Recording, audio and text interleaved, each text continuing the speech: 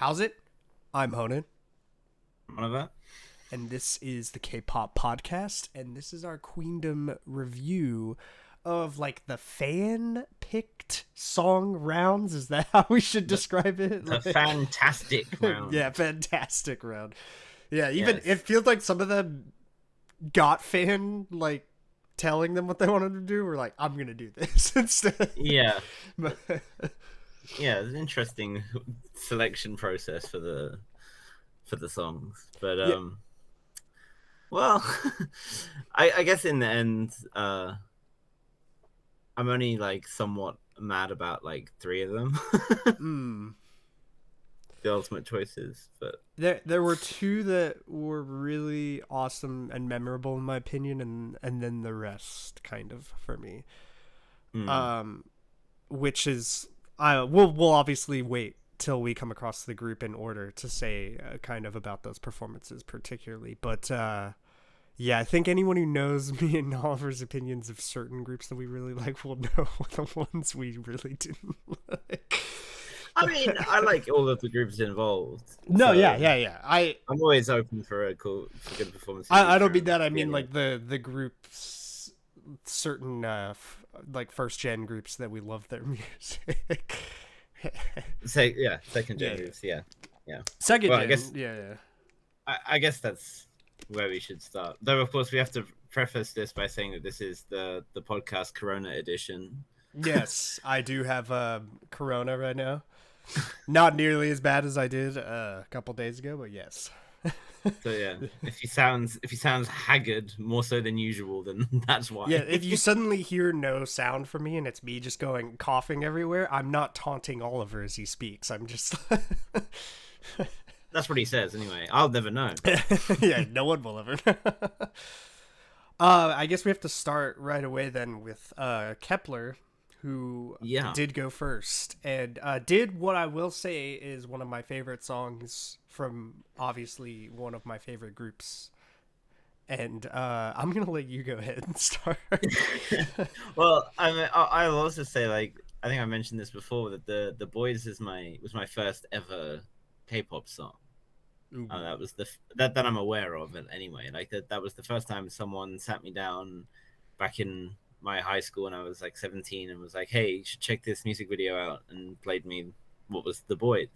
And I remember being like, "Holy shit, there's a lot going on here," but I'm into it.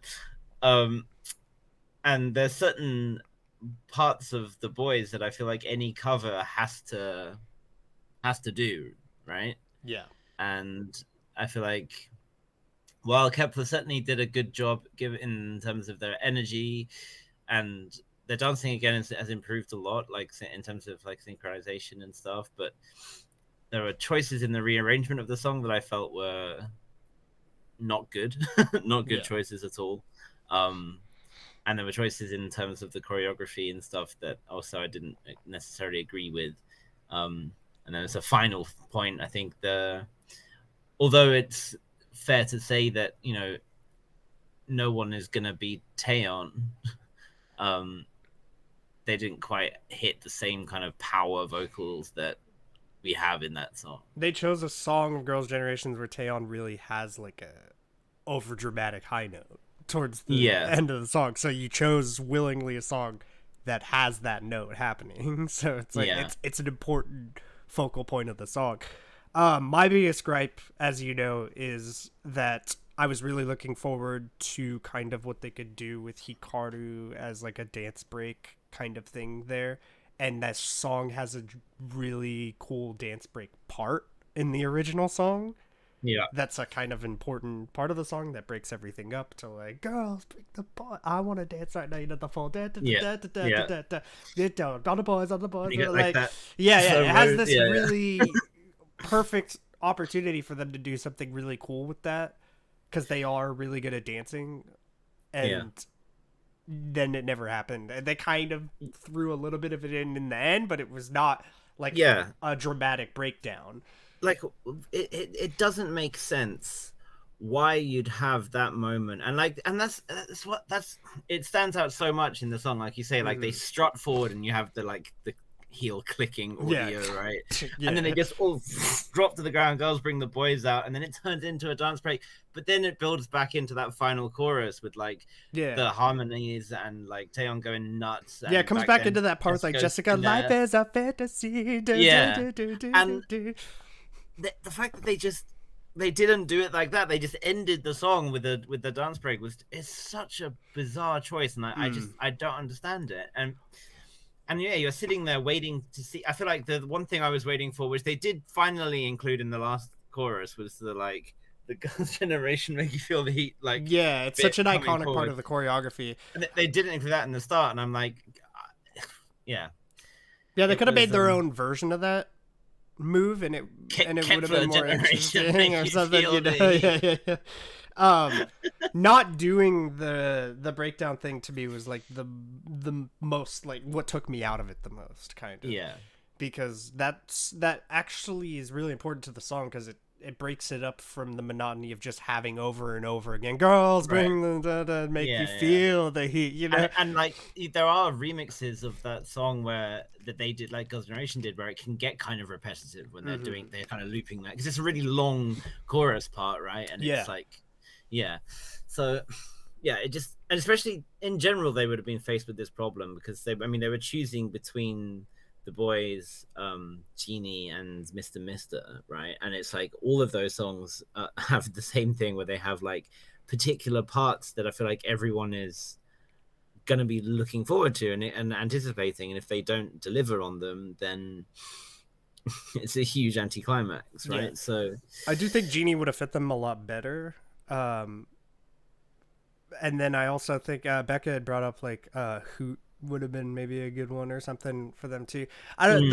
They could have, I feel like they could have done the boys really good if they just did certain things with it, like. And then honestly, they could have just done an entirely accurate measure for measure cover. It would have been better.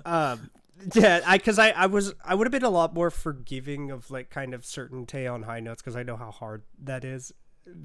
With inclusion of the really iconic cool parts of the song, choreography wise, with the chorus choreography and then the breakdown. I understand wanting to make it your own, but you don't want to get rid of everything that was like really, really cool about the original. But with the high notes, right, they chose to like isolate Chaehyun and make an emphasis on it, right? And like the first one was okay, I thought. Like that first, like that's me doing it like 8 octaves lower. The hot one, you're right. All right, the layered one. Like that one I thought was fine, and then like the really high pitched one that comes in the final chorus was just like, you know, she didn't attempt to hit the same note, and it was just kind of. It just fell a bit flat. And again, it's not like to discredit Chaehyun. She's just not that type of singer. And Taeyeon is just absolutely ridiculous. I mean, sorry. So maybe I think because in Genie you have those ad libs at the end, where she's singing over the top of the rest of the chorus, and it's like that would be really hard not to do, or to do the same. Mr. Mister has like that double key shift where Tiffany goes into leads into one, and then Taeyeon leads into the next one. So maybe a song like Hoot, where there isn't as much of a focus on like some power vocal high note moment, would have been a better choice. They could have even gone a bit left of field and done something like You Think, just because that does have high note, but like that is a kind of cooler, swagger, more modern version of Girls' Generation. That there's so many great Girls' Generation. There's Lionheart and so many really great songs that they could pull from. I was excited about the boys. It wasn't quite capitalized on. Like the vocal parts too, like you're saying, they put it all on one member, because like I feel like Young-un can sing too and stuff, and Kepler. There's others that can sing, and then it's kind of like an AT situation that was going on there. You're like, all right, I know who's gonna do all the high notes. Right. They could have broken up, I think, between at least 2 members to make it easier. Yeah, I mean, when you have 9 members, like you should use them, right? And especially when you're doing a Girls' Generation cover, like especially at that era when it was OT9, it's like you have Taeyeon, you also have Jessica, you also have Tiffany, you also have Sohyun. Yeah.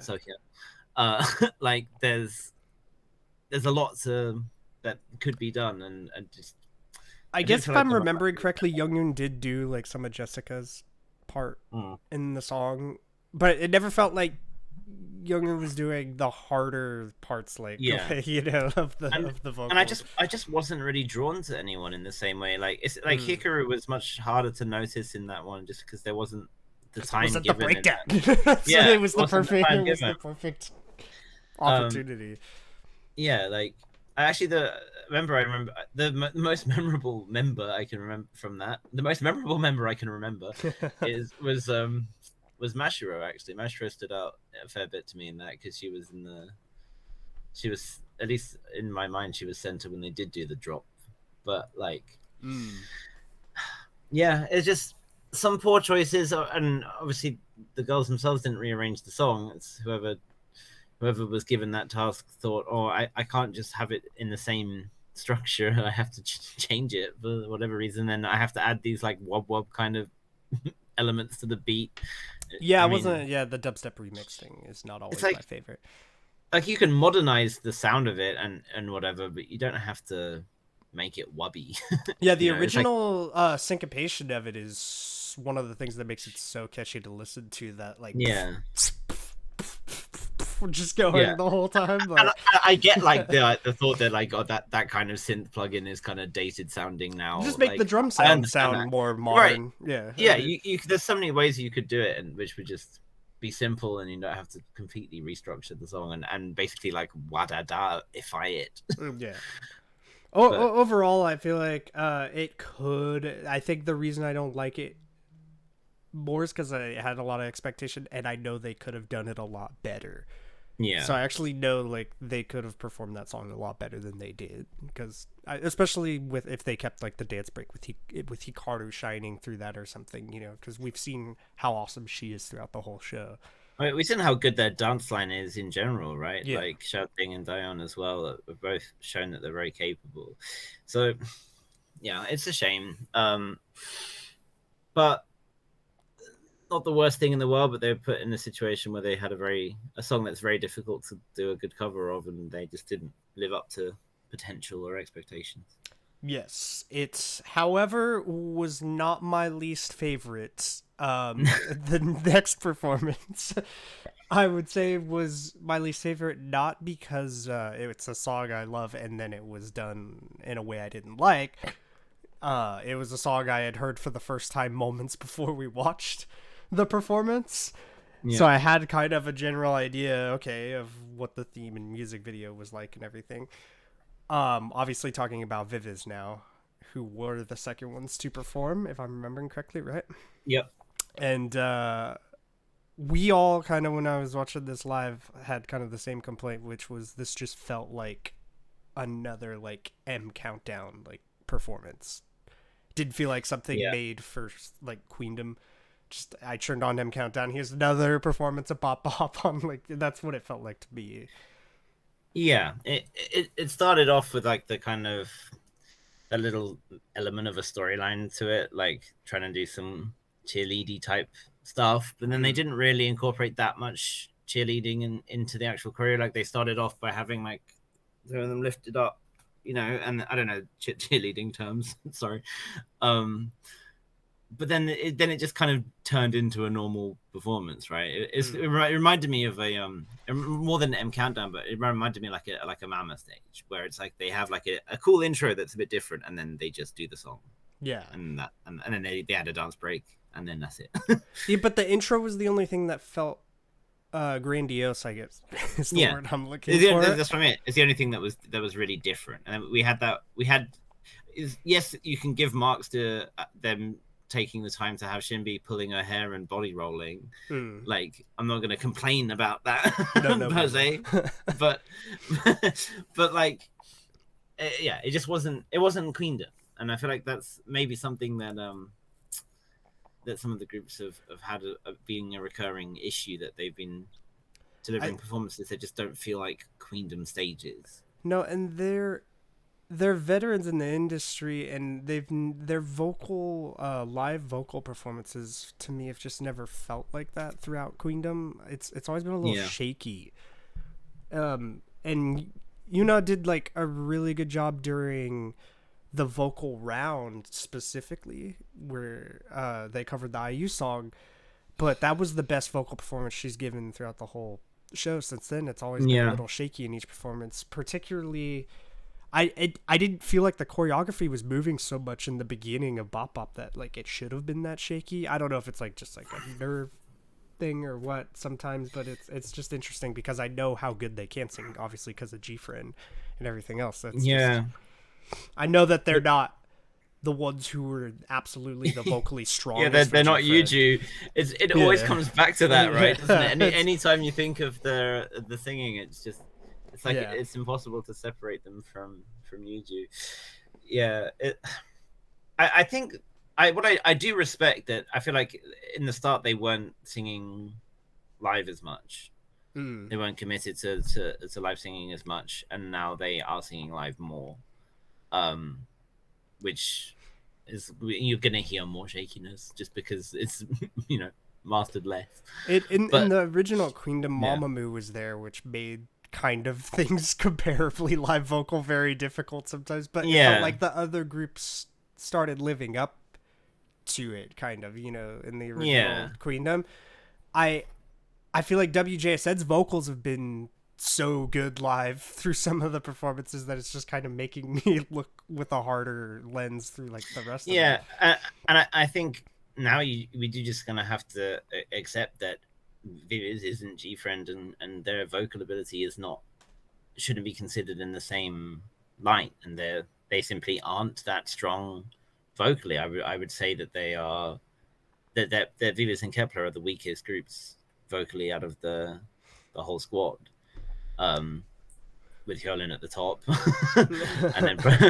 and then probably what WJSN next, and then WJSN Brave Girls kind of sitting like there. Yeah, I know that Brave Girls can sing really good, but WJSN throughout the whole show has been so WJSN has consistent. been more consistent for sure. Yeah, and then Loona after Brave Girls. Which we know the Viviz members are like, I guess were dance members of G-Friend. Like I know Shinbi was the main dancer, Shinbi right? was, was kind of like in between. Okay. I don't know how, again, was more of a vocalist. Was like sub vocalist to begin with, then she didn't have many parts and didn't do, which she was barely featured, and then she kind of had more involvement. But I've always viewed her as more of a singer than a dancer. So yeah, and I think they themselves perhaps didn't put as much time and preparation into this one as they had before. Because we saw, I mean, obviously we see what Mnet shows us in terms of preparation, right? But we saw them like really like going over then rehearsing the stuff that they did before, like Unha's kick and all of that. Yeah. Like really hammered home that they were preparing for something, which ended up being really underwhelming, but at least it looked like they were really preparing for it. But with this, it kind of felt like, oh, we do Bop Bop, we've just kind of finished promoting that song anyway, so it's all fresh in our heads. Like, we don't have to change anything up. Let's just throw in a few cheerleady stuff and be done with it, and a dance break and be done with it. Yeah, I remember in the lead up to it, they showed like the dance teacher changing things, but then it didn't seem like very much changed, really. Right. And then the Bop Bop is a good song. I did actually enjoy it when we checked it out, but I feel like they could have, with the arrangement they did of it, the bass line is kind of one of the more interesting things, kind of, or just feeling kind of that. You like that funkiness to it, the right? funky style to it. Yeah. I feel like they could have played more into that to make the arrangement even more interesting, to make it more funky or something. Yeah. But yeah, the arrangement wasn't like unique of it or anything where it made it feel dramatically different from the original or anything like that. So to make it feel like a Queendom performance. And I think this is a criticism that has that I've seen, which I think is quite valid for them, and to an extent for WJSN in the cover round as well. The idea of like a concept and what that means. It's not just like throwing another like lick of paint on the song. and doing the song again, which is what I feel like has happened. Like they did like the flamenco one, but there wasn't really that many like of that flamenco elements incorporated, right? They were just wearing the dresses, and that was that. And here, like we have cheerleading stuff, but we have like one cheerleader part of the choreo, and then that's that. And WJSN is like they had that witchy stuff, but then that was that. It's like, whereas if you have like a full commitment to a concept, like we saw with what Kepler did with Alice in Wonderland thing, where it kind of went in and out, but it was something was there. Loona, especially for the Shake It stage, like that was a very clear, consistent concept. And WJSN and the performance we'll talk about next, it's like that when it's consistent the whole way through, it's so much better. Yeah. And yeah, the storyline always makes things a lot more interesting. Particularly, I tried to imagine someone, either the group themselves has to come up with the concept, right, or there's someone at the company who's helping them, I imagine, as well. I feel like there was a lot, like we were saying, because the song has that funky kind of style to it that you could play into there. I mean, they could have just gone full, like, 70s theme, basically, and had, like, a Daft Punk style, like, intro to the song, you know, like... with like, bass and everything, you know. Like... Imagine if they had done like a discotheque style stage or something, you know, like glitter ball and like and everyone's in flared pants and stuff. Yeah, and you could come in and then maybe, I mean, we've criticized multiple times like just throwing in other songs or whatever, but imagine like they come down as an intro with Margot. And then it turns into Bop Bop or something, and it's like a symbol of their transformation. And maybe they modernize the stage as it goes from a disco to a modern like club vibe, something like, I don't know. I just pull that out of thin air, but like that's the kind of thing they could have done. That, you know, they had a lot more options that they could do because they have a lot more songs to pull from. Right, and that's the other thing as well, is that it feels like Bop Bop should have been the intro round song. Like, this is the intro to Viviz. This is what Viviz is about. This is our current and only title track, so we're going to do this. And then when it comes to the fan round, what the fans want, that's when they bring in the G-Friend song, because that's what people want to hear. Yeah, right? That was what Loona kind of said, right, when they voted them. Yeah. Yeah, it's interesting. The cheerleading concept didn't really... It didn't do anything. Yeah. Yeah, it was like getting a skin in a video game that's like purely cosmetic. That's like, exactly what it feels like. You know, like it might look different, but the gameplay is the same. Yeah. Yeah. I will rank at the end, but I think it's kind of obvious how we felt about the first two performances. Next we had something you were looking forward to for a very long time. I've been waiting for 20 years for this performance. Honestly. WJSN pantomime, which I'm just gonna say, perfect. Moving on. Yeah, I mean, I've seen people they've talked about their rankings and they just start at 2 and go to 6 because there's no need to say like who's number 1. And like, I mean, I said before how much I was hoping to see a pantomime stage, how excited I was when I found out that we were getting a pantomime stage. Yeah. Mixed with a little bit of anxiety, because it's like I was thinking, oh god, please don't do what Kepler did to the boys and just make it like a wubby modern. I mean, I don't think WJSN would do that anyway, but don't take all of the things that make pantomime wonderful. And, there's that fear of something you love being ruined, you know. Yeah.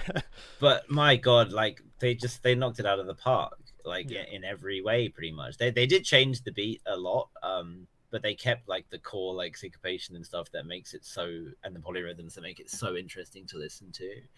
And they added like a lot of horns and brass and stuff, which was really cool, and it really fit the kind of like cabaret stage show type thing that they were going for with it. The way that they started the performance with the big like grand intro, and then they went into the LED light show thing was so cool. Yeah, they used that like, video like rap kind of in front of them to do yeah, the really cool movement behind it and everything. And then when it falls down, you're like, okay, this is the intro was I've said through the whole thing they've nailed their intro so good throughout like yeah, all of Queendom, but this was by far the best one. It was yeah, so good. like yeah, and then just the way that like the way they flipped between each part, because a lot of those parts are quite dramatically different, right? Then the tempo changes, the like melody changes, and they kept it all feeling cohesive, tied together by the concept. Which is and they played with cameras really well, like Dayoung's part, like when she had the camera like following her and she was like doing stuff into the camera. When they like cut to Exy for her rap section, like she was by herself with those male dancers and did like a whole section there. And then at the end of Dayoung's part, brought everyone back together for that like leg choreo thing, which is really cool, very clean as well. Like, and then it just culminates in that like grand climax where they're going nuts and people like Subin is ad-libbing while Yeonjung is belting, and there's fucking people are spinning around in the air. There's so much going on the stage while spinning like oh my god. It's a masterpiece of a song and a masterpiece of a performance. I was glad they didn't with the arrangement of the song like ruin anything about it, because that's always we worry about with rearrangement. But yeah, like when that weird MIDI sound that like no comes in, there's something about that that's just so like exciting, or I don't know what it is. They actually they did it twice they did it just before Xy's rap again, which is not in the original song. They just added it again. It's like clearly they remained very faithful to the original, what made the original great, which is something I'm so happy about, because like as a I think pantomime is known at least among like international K-pop fans because everyone cites it as like just like this hidden treasure of like a completely crazy musically like interesting song that is not a title track. And there might have been a risk that maybe it's not that well known in Korea, so maybe they just want to make it more palatable in some way, but no. They kept true to it, and I'm so grateful for it. It's the only one I've really been listening to between that and Brokov's Mask. It's the only ones I've really been listening to, like just the tracks as well. And the other day I played the original pantomime and then the other one back to back, just so I could like listen carefully to what was really different about the arrangements. Yeah, it just is. I mean, I could just sit here gushing about it for for ages. I think what I love about that, and I always like this as well, is that it starts off with, if you try to pin down what the chorus to that song is, it's the bit where they go like a phantom, like a phantom. I can't even get the rhythm right because it's so strange. And they do that. They have like one quite early on, and then they just don't have it again for so long in the song. You don't have another chorus until the end. And having only 2 choruses basically in a song is so, especially in a pop song, is like crazy. Yeah, the song does actually have an interesting cadence to it, because that like a pantomime, like a pantomime part is happening, but the beat is actually like not slowing with their like voice like that. It's a really weird song. Yeah, it's so cool. It's so cool. The way the rhythm of their voice is different to the rhythm of different instrument lines, and so it's just it's so interesting to listen to. You can listen to it so many times and pick up on a different thing each time.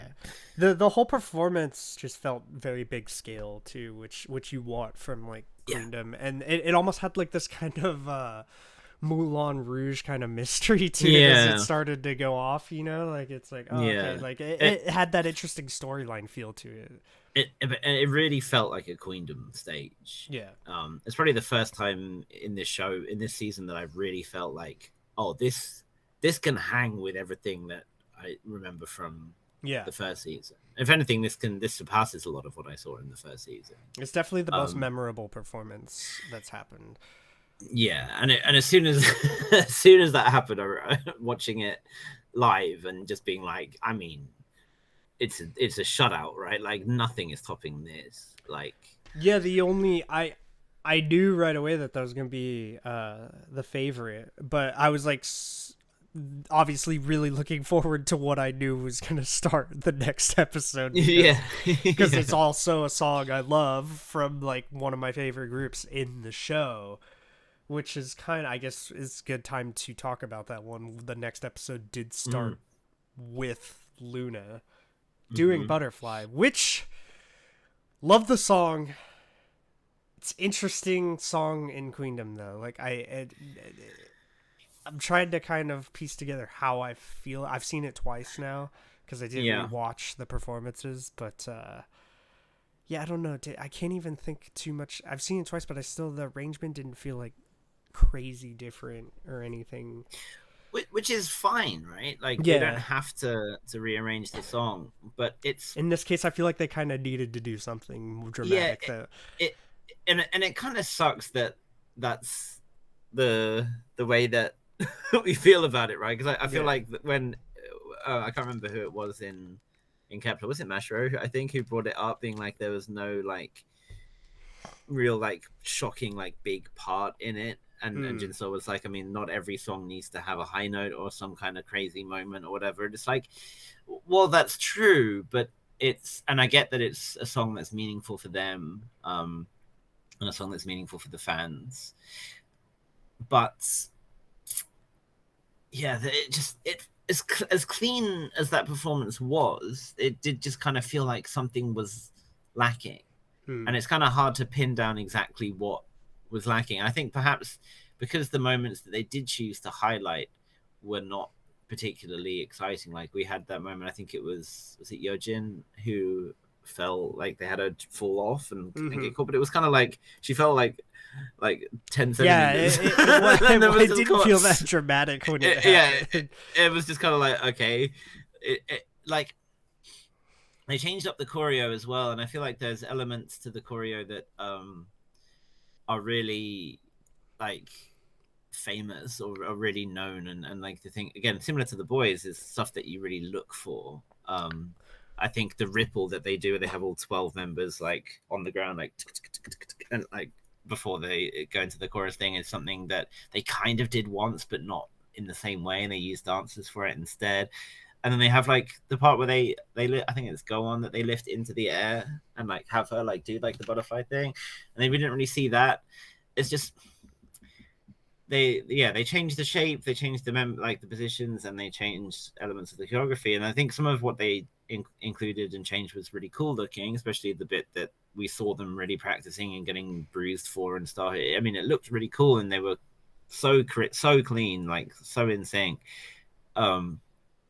But perhaps they could have captured the vibe of a butterfly more. You know, they could have maybe found ways to show, because they had like the butterfly wings in the back, right? But it was just like people turning. Could have done like a theme of like morphing into a butterfly. There's all kinds of ways to play into it. I would say it was still a really good performance because there wasn't like any like bad performance aspects to it or anything.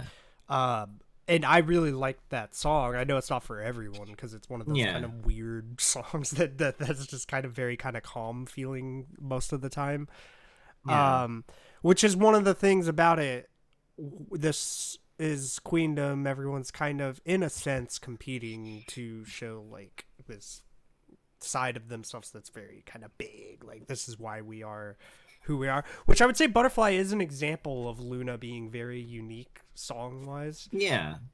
So it's not a bad choice. I just feel like the song didn't do them a favor against what the other songs they were competing against. Like, Pantomime is so like, I don't know, it's just, I mean, it's honestly, it's like, I don't think anything would have beaten Pantomime. I don't think any song they could have chosen could have done it. And I'm honestly glad that they didn't just come out and do Why Not, which I guess would have been the main other option. But maybe they could have done like High. I mean, I would have loved to see Favorite personally.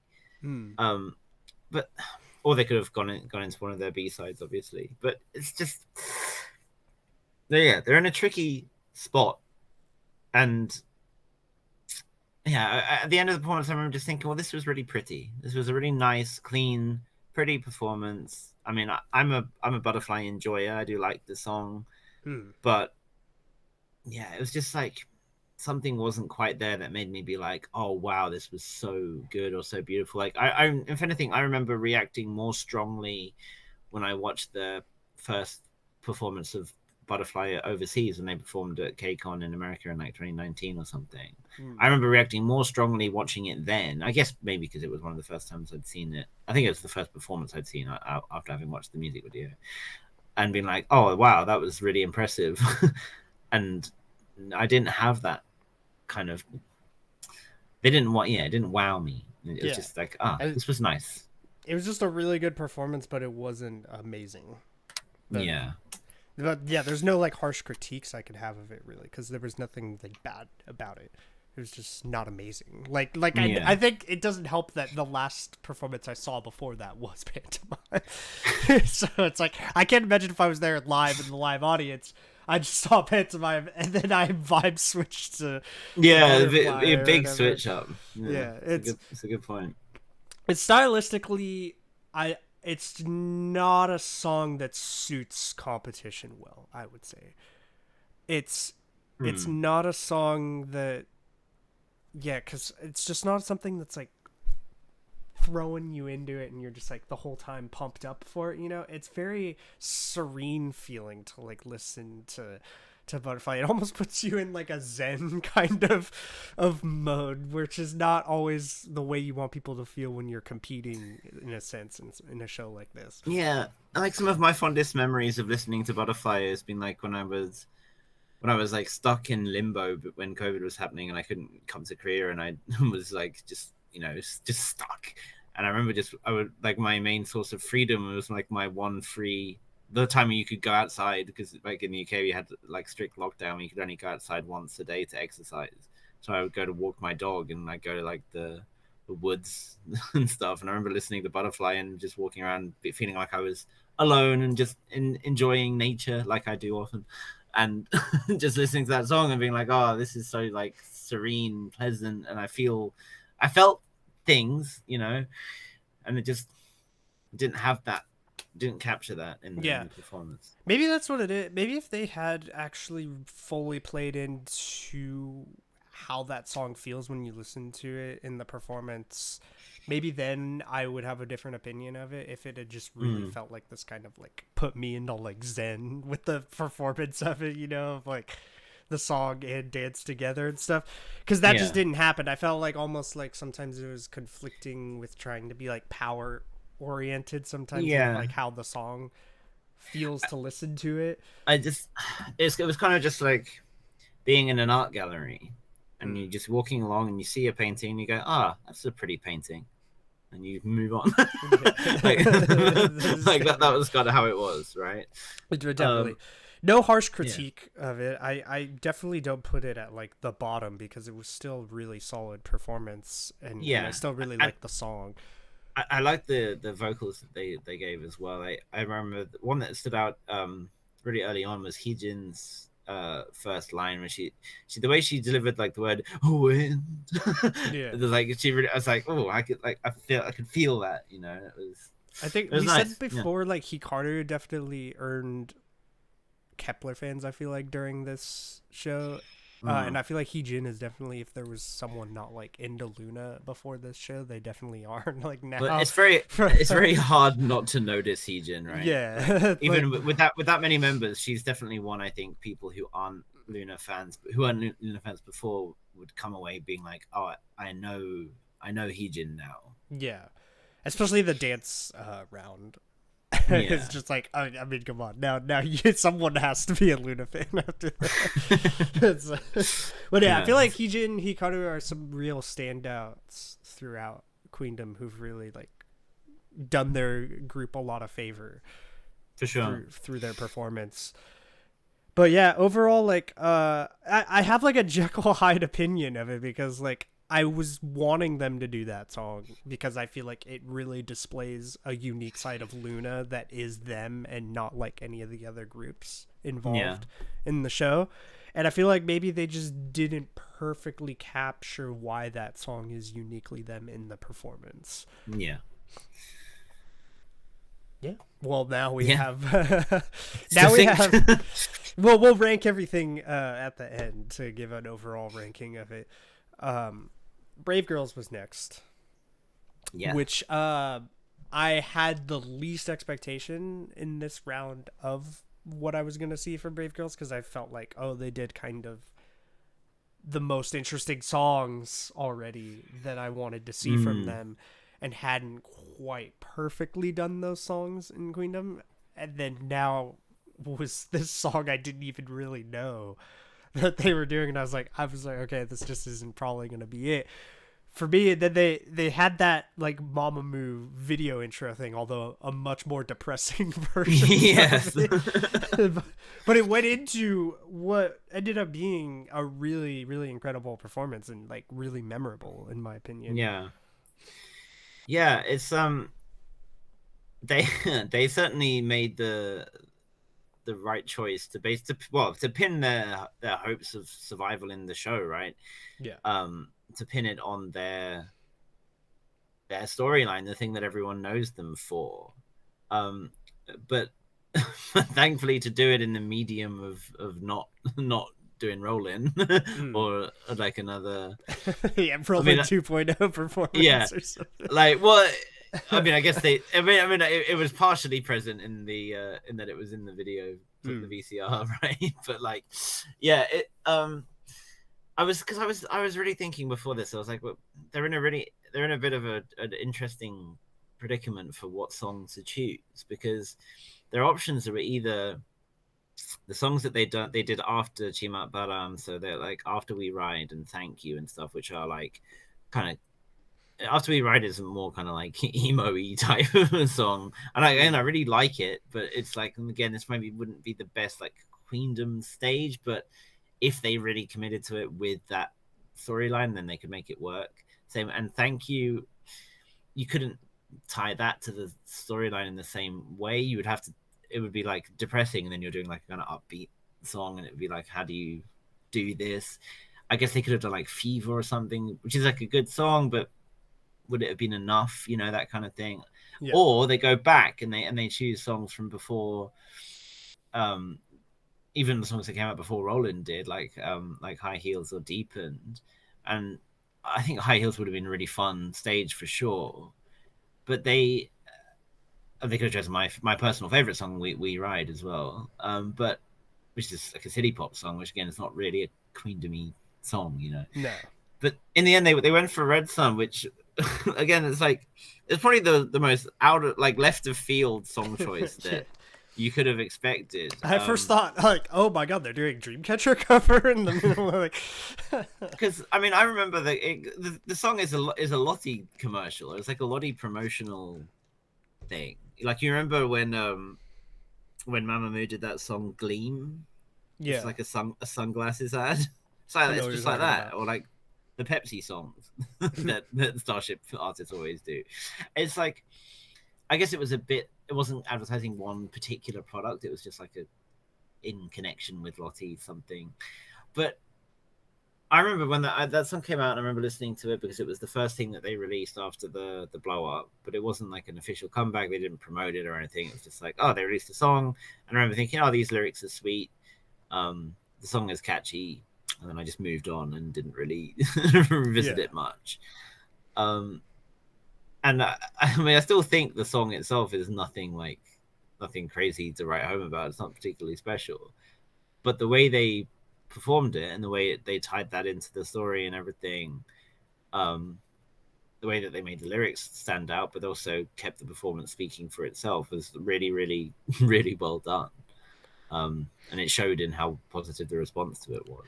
The way they arranged it, I said when we were watching it live, it felt like a Red Velvet kind of arrangement of the song. It had like that Feel My Rhythm kind of like vibe to it. Like, cause I guess that's just because of the way the strings and certain things are like coming through, and the choreography of it. But their singing style to it had that feel to it too, like an SM kind of vibe almost with it. The performance of it just kind of perfectly encapsulated the video that was played beforehand. I felt like Yeah. And like we talk about how important the theme was, they had a very consistent theme that really came through the performance when we watched it. And it's so Brave Girls to be like in danger of being eliminated and then having a first place winning performance. They literally Brave Girls Queendom. It's like, it's so funny. Like, to come from the point of being eliminated and then ending up placing first across the board in that round is hilarious. I did want Pantomime to get first place, but I wasn't upset that Brave Girls got first, because you just wanted that to happen for them, you know. Right. It's like it's impossible to be mad at them, and it was kind of exactly the same when Roland was having its resurgence. It was like, you know, maybe you're a fan of an artist that had a comeback at that point, and they were up for a nomination or something, and then fucking Brave Girls come in and take the win with a song that was 4 years old. You'd be like, but it's like, you could only be so mad, right? You'd just be like, you know, good for them, right? And that, that was kind of how the performance went. It was just like that all of those emotions were really there. And like playing Yuna's depressing ass Instagram lives from before, when she, and you have to remember, like, she wasn't able to say what she knew at that time. She knew that they had been penciled in for that disbandment meeting. Like, she knew that was happening, and she couldn't say that. She just kind of had to try and put on a brave face and say to the fans, like, oh yeah, I don't know, but she couldn't not say, like, I don't know, I'm sad, I don't know what's happening and I hate it. But she did know, and that sadness is so prevalent on her face, you know. And then to turn that into a performance that had that kind of almost like desperation, but then also like that optimism in it was really quite special. They just had a full anime arc in the middle of Queendom, basically. It was like full comeback arc just like happening in the show. I was glad it happened, because I was worried that Brave Girls could leave the show with kind of the worst, like the worst scenario could happen to them, I feel like, out of all the artists in the show, with them having never really displayed anything about themselves that made people gravitate to them as a group or something, you know. Whereas now I feel like they really, and now I feel like they had that arc where it's like, okay, Brave Girls is awesome in Queendom, you know. Whereas I wasn't sure that was gonna happen leading into this episode. And I was getting worried because of how good I thought especially Mark's, how good I thought that performance was, and then how little it seemed. Yeah, they were getting like no online traction from and I think that was the thing that really shocked me. It was like I could completely see them winning the evaluation that they each did for each other. I could completely see them winning the live vote at the time, but them winning the global vote as well, that was really unexpected. And perhaps it was a case of a lot of people putting their fandom, their group first, and then putting Brave Girls second, whereas before perhaps they hadn't been doing that. Maybe that's how we didn't see the breakdown of first/second choices. You saw how close it was between WJSN and them. It was very close. And so maybe I'm thinking like maybe there were orbits who were like, I don't want WJSN to get more points because we're like close together and we want to do better than them, so I vote Loona. I hope tactical not, voting type situation going on. I hope not. I do. Me too. I do think that Brave Girls' performance in that case was something really emotional that could have just made people feel like they deserved a vote for that round particularly. And I think also just perhaps people saying like they don't deserve to go home.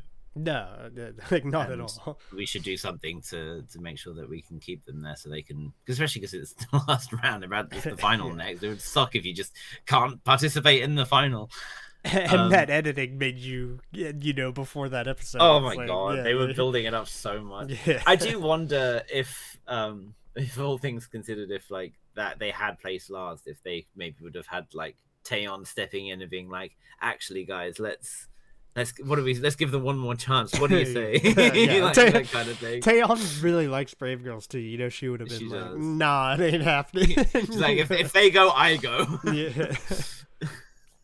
You could tell Taeyeon was really happy that they had gotten first place. She, yeah, the way she told them that they got first, she was like full smiling. She's not even really emotional as she tells anyone else that they got their place. I saw this compilation. I didn't really notice this when I was watching the show, but it's like a compilation of Minyoung being like slow to buffer and not clocking things at the same speed as everyone else.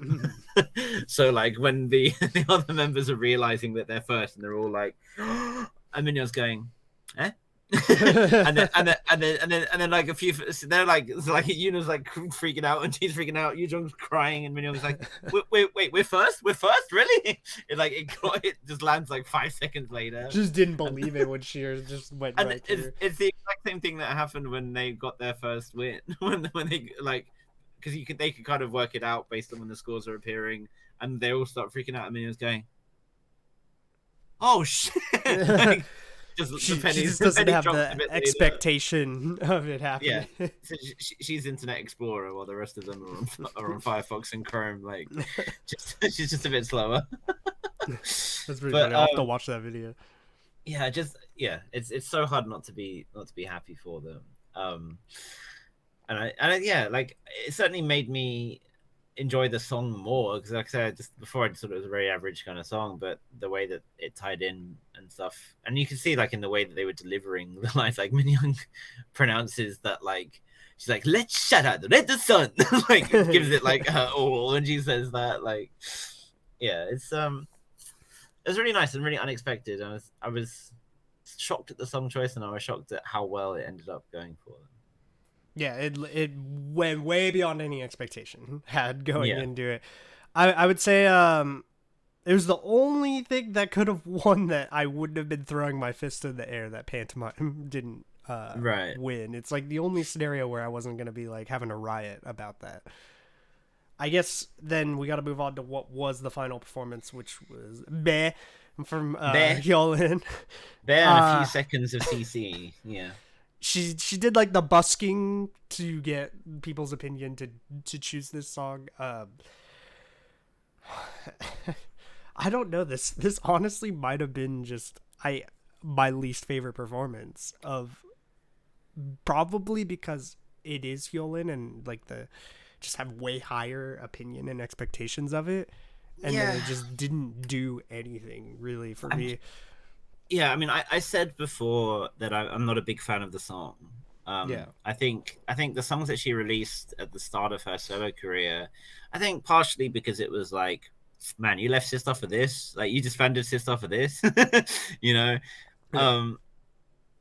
Their songs were they were very mid, and like I don't feel like they really showed off what she's capable of, and I don't feel like the songs themselves were anything more than just kind of very average tropical housey beach songs that was so common at that point in K-pop. Like, it's just, so I get why it's like it's a fan song. Like the song, her individual fandom is called Bae, right? Like it's, so I get that connection, but it was just a bit lackluster, and just I think what they did, like the performance and stuff, and I thought that the way that she brought out what's her name, Hyemu, it was a street woman fighter dancer, right, or something, a teenage street fighter, whatever the sequel show is called. It's such a complicated structure of that thing. I don't understand. Like, well, there was a street woman fighter, and then there's like street girl fighter, which is younger. Okay. Yeah, she's one of the young ones. So I think her name is Hyolyn. The inclusion of her, like, given that she was an old fan and stuff, and like having it kind of be like a dedication to her representing all fans, like Harley, when he watched it, he said this is like a your name moment, like you know, you transplant yourself, or supplant yourself I should say, onto onto Hyolyn and be her, and if you're a bae, right? Which Mm-hmm. is, and it was nice. It was a nice touch, and you could tell that Hyolyn was so happy to be involved and was loving it. But like, yeah, it just for I think Hyolyn herself has set her bar really high, Yeah. which is one thing. Um, and I think the same kind of thing that we said for Viviz, where it's like in the fan round, this would have been the great time to do the G Friend song. This would have been the great time to pull out the sister song rather than in the intro. I mean, don't get me wrong. Imagine like if she had just done it, if she had started off the show by doing like Lay Low or something as a Hyolyn song or Dali or whatever, and then in this round she does Touch My Body. I feel like then we'd be like, oh shit, like it would have fit there's the another theme of the contender, round right? better for sure. This would have been like the round to have the Sistar reunion where you To have them, oh yeah. shit, you I know there were so many rumors flying around that we would see other G Friend members or other sister members, and we ended up with neither. Yeah. Yeah, just it's like I didn't hate it. I just thought I didn't particularly because I was never a particularly big fan of the song. I did enjoy the song more in the performance. I will say that I like her singing over it was like, which is what she's done a lot of the time. But like it really does work, and it's hard not to enjoy her singing. But just when the song itself is that kind of I don't know limp. It's harder to enjoy. Song style is just not my favorite for sure, and the performance was good. It's just like nothing like super amazing about it. I did like the inclusion of like the theme of the girl getting off the train, and then joining them in like the full dance performance and stuff. Like it was cool, but nothing. I think the song structure wise, just for like what Queendom is, just like never blew me away or anything. It's and I think it also kind of suffered. I think from overcrowding on the stage a bit. Like there's a point where we had like a little dance break section before the end, like where Hyolyn was barely visible. Like there were so many dancers, and like the camera angle didn't necessarily do that any favors because it was from the ground, but like. It's like I'm just watching a team of dancers doing a dance break right now. I'm not watching Hyolyn, you know. So that's another criticism I have for it. And it's kind of a criticism I've had throughout the show that sometimes it's been hard to actually appreciate the queens themselves, and it's been more about a group performance. But yeah, I'm not really sure what else there is to say. Like because she wasn't like bad. There's nothing to be like, no. oh my god, that was bad. Like the performance was good and the singing was good. Not a song choice I like or anything, but there's nothing I can critique harshly about it. Yeah, this is just a bit underwhelming. I think.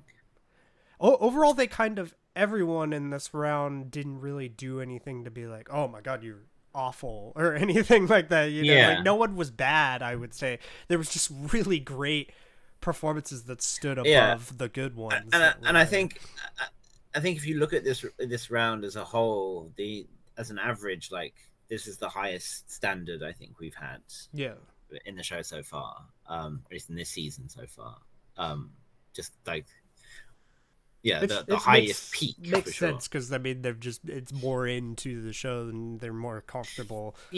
And like the fan round from the first Queendom was really really good as well, right? Like there was not much to critique about that. There's some really memorable stages, so it does set the scene nicely for the final, right? Like, so we have obviously the Brave Girls have survived getting birth as it is, but I think the way that the points are looking now, it's like WJSN are in first and Loona are in second, and it's extremely close. So a lot is going to come down to the final rounds. The final, which Spotify streaming is obviously a factor, and then there's like a big live vote, and there's something called like fans choice, which we're not really sure what that is yet, and there's YouTube views that being counted as well. Yeah, I think the YouTube views and the Spotify falls the most in Loona and Kepler favor, probably. Absolutely, yeah. I think Kepler are too far behind to recover. I mean, the thing is, I say that, but like the amount of points available in the final is like more than half of what. It's like 60% of the total or something. Yeah, I saw some people saying they think Brave Girls could win the whole show, and I was like, no, I just don't see it once it becomes that kind of online system like that, you know. Yeah, like, unless they dominate the live vote, but I don't think that's gonna happen. I would love to see WJSN. I feel like they deserve it. From what I've seen throughout the whole show, I really feel like they deserve to win, but I really don't know like who it's gonna be. I think before the show started, I felt like it was gonna be between Loona and Kepler, like regardless of what happened in the show. Yeah. And now I feel like Loona are probably gonna win. But I think Viviz is the dark horse because their streaming numbers are really good. I know that on Spotify Korea, their song for the final is number 2 right now. Like, and number 1 is not a Queendom song. So, and I know that they, Brave Girls was the one that was charting best, I think, in terms of like Korean domestic charts and whatnot. But those are not all of those are counting Spotify, so it doesn't matter for the score. Like, it doesn't. Who cares what way you charted on Bugs? It doesn't matter for the show. So I think Viviz could be a dark horse because they could win the live vote, and I think they'll lose. I think Loona will win the online one for sure, but the audience there may well be more weighted towards Viviz than others, and that could sway it. It'd be interesting. I don't know how I'd feel about Viviz winning through what we've seen throughout the show. I think if it ended up being, I think Hyolyn, Loona, WJSN through the whole show have been the most consistent. Maybe not Loona. I don't know. They've all definitely had weaker moments. I would say WJSN and Hyolyn have by far been the top 2 most consistent throughout the show with giving their high tier performances. So if either one of them won, I would feel like it's very deserved. But I can understand how it could end up being someone else because of online and everything else. And I'm not gonna be mad if no, I really don't care that much. And that's the thing. Like the winner of the show doesn't matter. Like it didn't make a difference who won at the end of the day for the first season. Getting performances like what we got of Pantomime was like the whole reason of wanting exactly, and getting attention for it and hopefully finding more opportunities from it is the main thing. So all I hope is that we have good performances of the songs in the final, and we will do a preview of the songs as well because you haven't heard them, so we can. No, I have not. You can get your fresh and original thoughts right off the bat. Before we do that, I suppose we should give our official ranking kind of that last round. So me particularly, I would put obviously Pantomime in first with WJSN. My second, I would put Brave Girls. I thought that was the second best performance. Third, I would put Loona with the Butterfly. I still love that song, so I still thought it was a good performance. After that is where it kind of gets tricky. I guess I would put the boys from Kepler, then Hyolyn, I think, then Viviz performance. I think is my official ranking for that. Yeah, they're very similar for us. Just the hour 4 and 5 would be the other way around. So, so for me, WJSN would be number 1, Brave Girls would be number 2, Loona would be number 3, Hyolyn would be number 4, Kepler would be number 5, and Viviz would be number 6. But I would say like the gap from WJSN to Brave Girls is like substantial, in my mind. And then the gap between Brave Girls and Loona is much closer. And then the gap from Loona to Hyolyn is more bigger, and then Hyolyn kept on. No, yeah, that top 3 is like for sure for me, and the order of the bottom 3 is just kind of whatever it shuffles to, like. And then I guess we already kind of mentioned it, like who our desired winner would be. And I think we probably both agree that it would be WJSN, right? Yeah, I would love to see that happen, and I feel like it would be warranted and deserved from what they've given throughout the show. And then I feel like either way they've definitely displayed the best of themselves throughout the show, and I hope they gain more fans from it for the future. Yeah. But it's one last thing I will say is Hasul has completely wrecked me in Queendom, and like this man has got Hasul as his Discord profile picture. Yes, right now. He's fully in. Like short blue-haired Hasul is completely destroyed my bias list. No, she looks incredible every time. Every time she's on camera, I'm just like, good lord. Yeah, but that's like, I don't know who stylized Hasul for this show, but they're like, I'm about to get a lot of Loona fans right now, just throwing Hasul out there like this.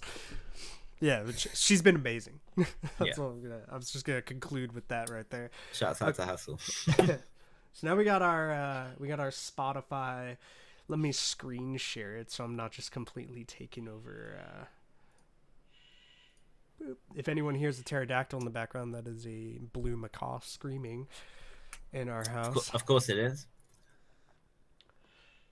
All right, so is there a particular order we should do this in? For bottom, I guess? Well, what's funny, actually, is that the at the end of the show, they had Brave Girls, like, doing the cue sheet, right? And they, like, they censored the middle bit so you couldn't see the exact order, but then they released the playlist, and I'm fairly sure that this is the order of the performance. Because they put Hyolyn first, they put themselves last, and then they like obscured the others, and it's like, yeah, I mean, this looks like it's the order. Yeah.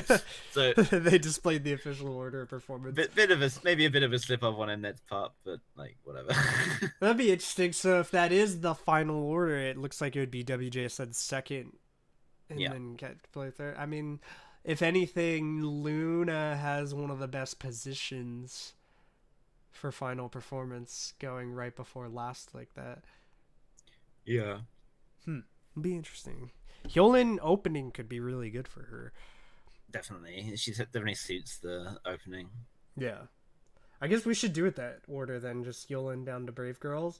Yeah. So this one is, you might have to talk a little louder when I'm playing them for you to be heard, because you shared the I probably won't talk much during them, because I need to listen as well. Waka Boom, Hyolyn, Lee Young-ji. It's like Shakira. Waka Boom. All right, here we go. First one, Hyolyn, Lee Young-ji, Waka Boom.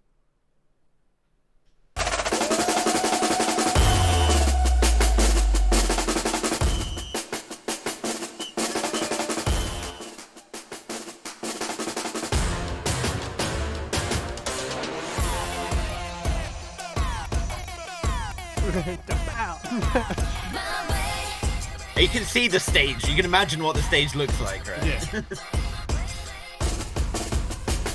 I like the snare, the military style, like drum roll. Yeah. Oh, okay.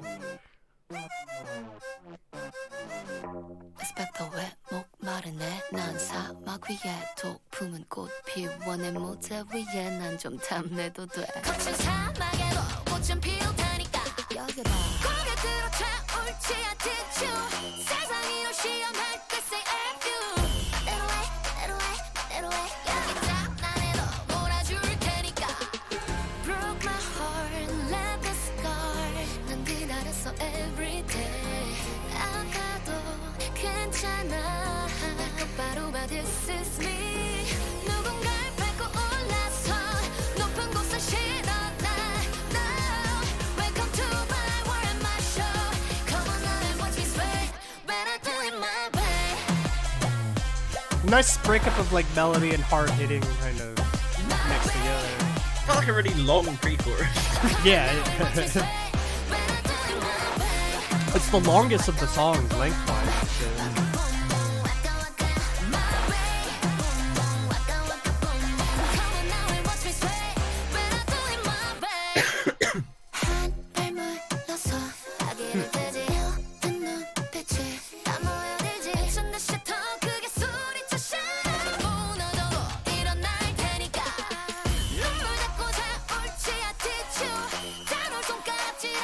I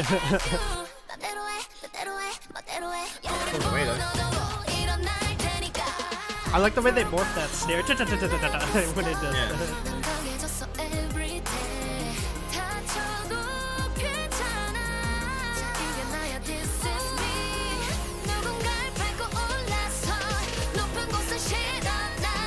Got a good pace for final performance like this.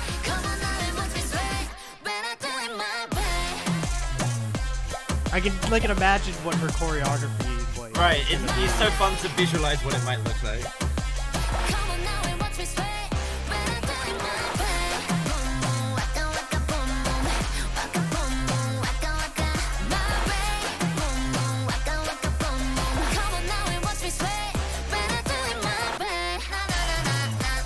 Hyolyn's outfits have been so spicy throughout Queendom. I'm scared to even imagine what she's gonna do for this final round.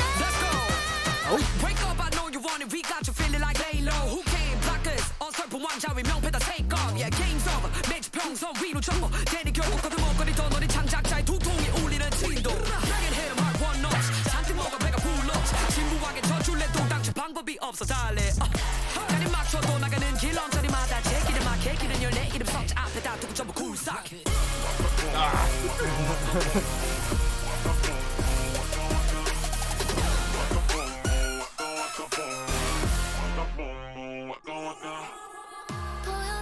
높은 곳에 먼저 가면 뭔가 있을 줄 알았어. 나는 법도 모른 채나 falling down. 우린 더 몰아쳐 hello. 그냥 한번 비춰봐 now. Welcome to my world and my show. Come on now and watch me sway. When I do it my way, when I do it my way.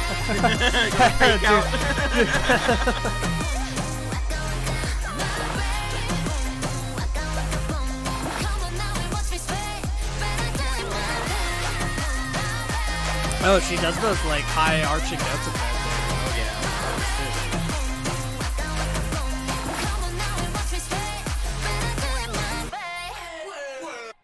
Oh, yeah.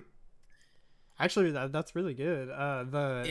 Lee Young-ji doesn't feel like tacked on as an appearance. Like that was really cool. Honestly, she's a cheat card. Honestly, like she's so good, and I think she kills her verse. Like if it fits in, like. That song does everything, right? Like, you can see that as a performance. Like she's covering all the bases.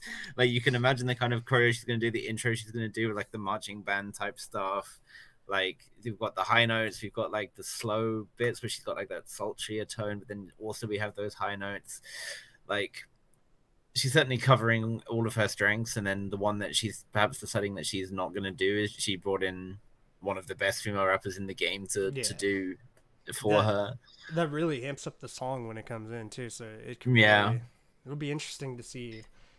It's so interesting. It's crazy that like even after that, because oftentimes like a rap feature serves as a bridge, right? Mm-hmm. But instead we have it then go to like a slow bridge afterwards and then come back. So it's a long song. There's a lot more going on in it than. That sets up really good for an opener though. Like she could really, she could really slam that down in the opening. Yeah. I mean, I do love just visualizing like what might the choreo look like, what might the stage performance look like, and I feel like I have a pretty good idea of what Hyolyn's will look like, and I can see her really moving around and using the space and for the different parts, different dances, different sets, maybe. Yeah, she tactically threw some really cool stuff in there, like the high notes at the end. You know, she could really belt some of those out. Yeah. Like, to conclude things to make you go, oh, shit, you know, when it's happening. Yeah. So now we have Aura, WJSN. So I'm really looking forward to what this is going to sound like.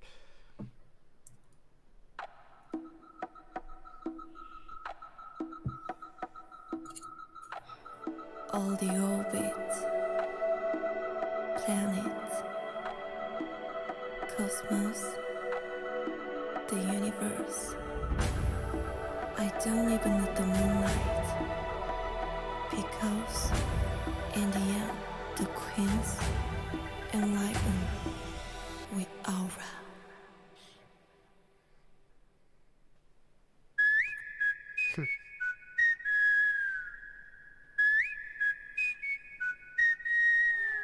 내게 오라 찬란한 빛이 비친다 작은 심장에 집혀 fire 뜨거운 숨결을 따라 나를 따라 Make a nova 내 눈빛을 담아 Over and over 삼켜버린 pain 아름다운 네 충돌 아찔한 중독까지 내 모든 것을 던져 네 손끝에 단 이 순간 Feel the higher higher 어둠이 삼켜오는 세상에 나를 외쳐 타오르는 빛 점점 눈앞에 다가와 어두운 밤하늘에도 날 비춰 태양처럼 I'm gonna make you shine 라라라라 나의 aura 숨을 죽여 갇혀 내 aura 갇혀 또 좋아 너의 outline 깨어내 I look up from the ground 모든 빛이 내게 오라 잘 봐 이제 날 봐 넌 이번 네가 moonlight 느껴지니 그네 이 손끝에 단이 순간 I can kind of imagine how each performance will like the style. 어둠이 삼켜오는 세상에 나를 외쳐 타오르는 빛 점점 눈앞에 다가와 어두운 밤하늘에도 날 비춰 태양처럼 I'm gonna make you shine 라라라라 나의 aura 어두웠었던 시간 속에서 아름다운 꽃을 피우고 싶어 찬란히 빛나는 나의 숨결 내 몸을 감싸줘 all the time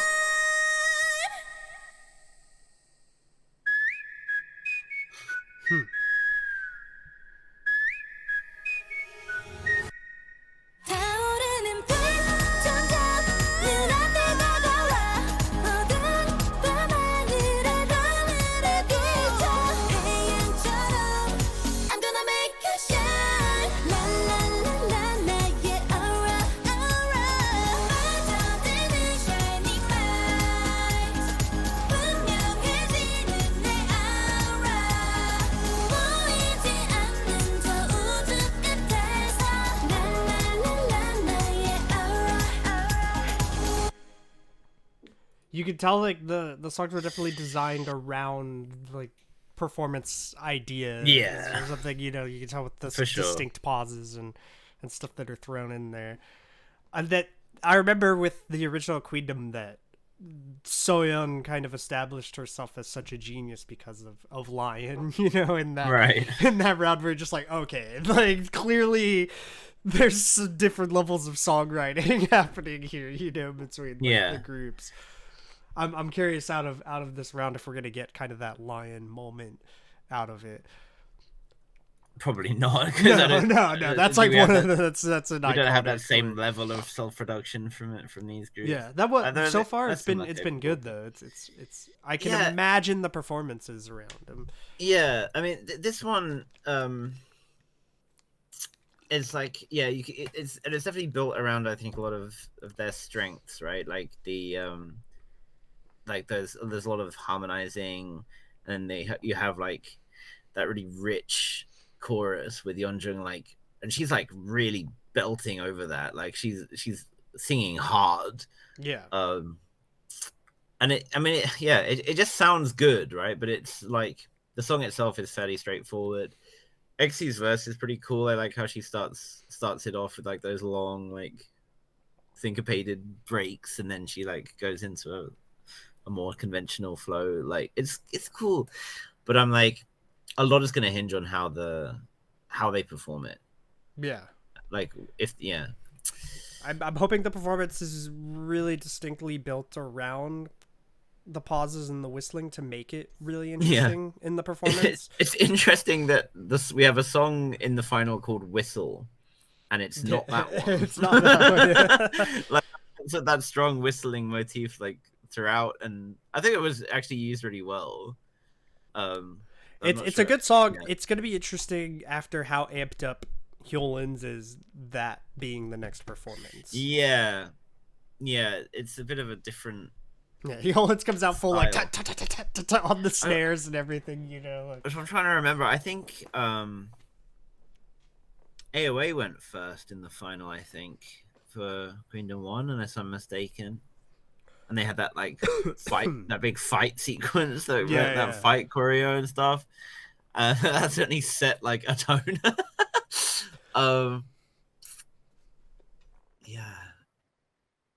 I'm trying to remember what the exact order was, and I can't quite remember. Was it Idol second, and then Lovelyz with her? I just always remember the Lion performance from that, and it distinctly just. Yeah, well, and that's the thing, right? Because I really liked.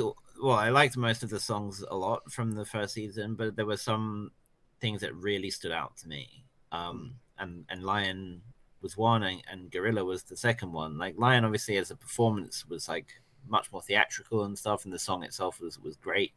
Gorilla was just a great song, but it was just like it was just Hyojung and Seungin being unreal, basically. The rest Lion of it didn't matter. Such a good song that it's still just one of the great songs in Idol's catalog. You know, like even regardless of Queendom, whereas I'm not sure I feel that way about all the other songs that were performed. And that was the thing. Like I go back and watch AOA's performance, and I go back and watch Oh My Girl's performance, but I don't listen to those songs as much without watching the performance. Whereas Lion, I would listen to the song a lot on its own.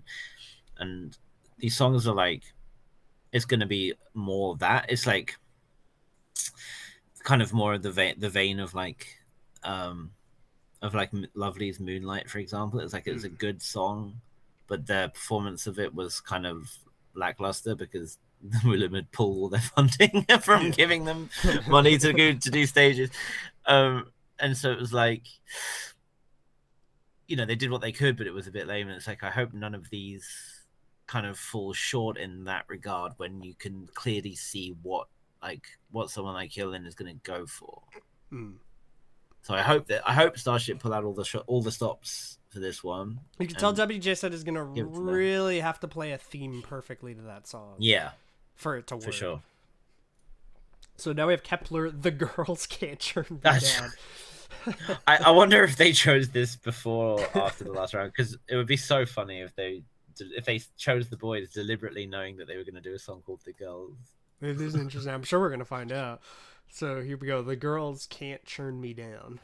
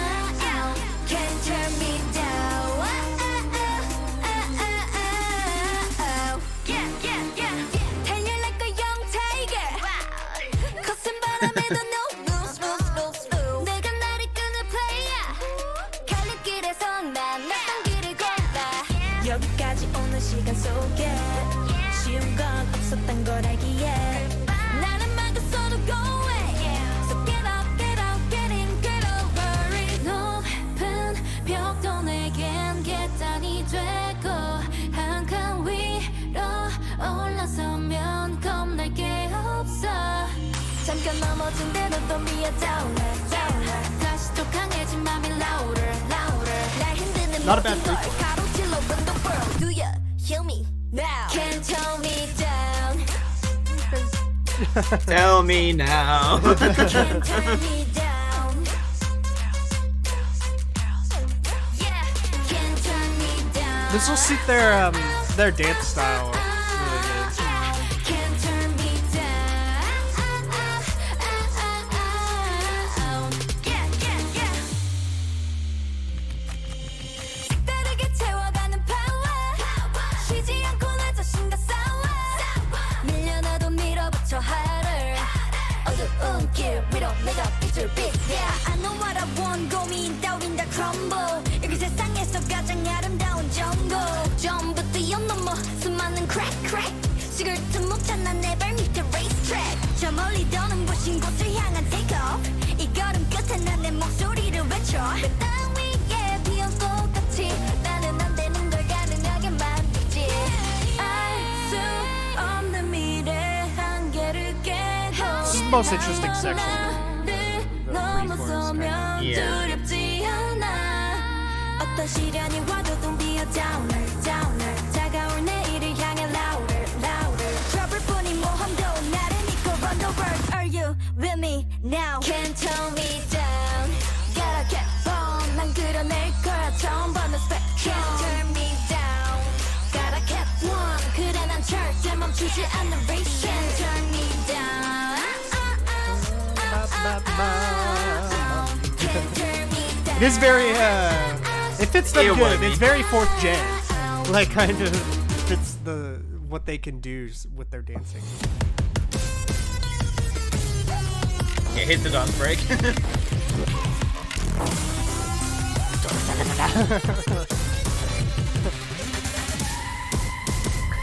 that a car screeching or an alarm? It's like a siren, I think. Yeah.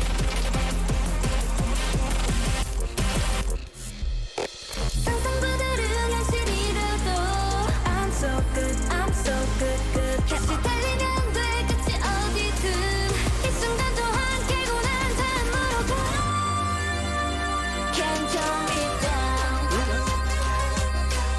That'll be interesting. Can't turn me down. Ah, I thought she was gonna go one step higher. I was waiting for it. She wasn't going off, go on. Can't turn me down.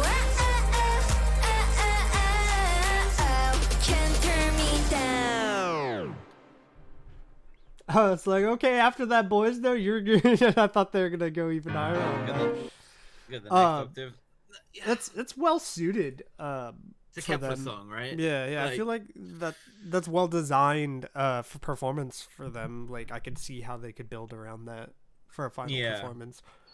Yeah, the song itself is pretty basic, like structurally and stuff. Like they add a lot of weird noise to it to make it sound interesting. Like I think the instrumentation, or at least was different from the first chorus to the second chorus, right? Like they changed something in the drop to make it to hit a bit differently. But like, it's certainly, I think it will showcase them well. Yeah. But because there's like obvious dance sections and there's obvious some nice vocal parts at the end. It sounded like a harmonized high note as well, which was a nice change. Rather than making it all about Chaehyun, they've expanded it a bit.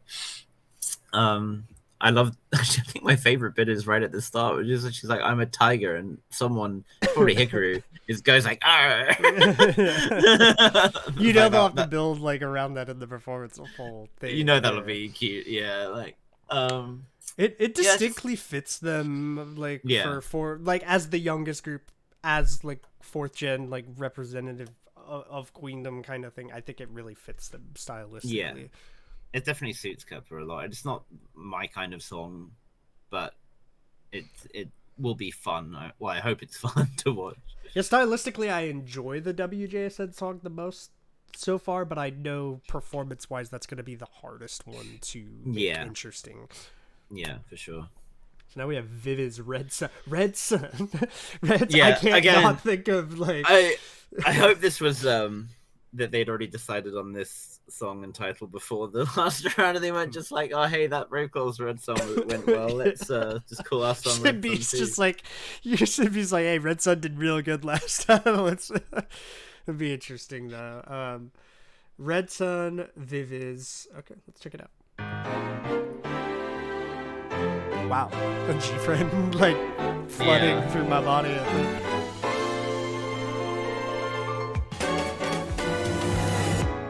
시간을 이만큼 달려왔는데 멈춰버린 네 기억들을 봐. 넌 무슨 짓을 한 거야? Alright, they're really attacking the buddies with this. 자꾸만 눈이 마주치게 해달라고 하면 내 말 들어줄 수 있나요?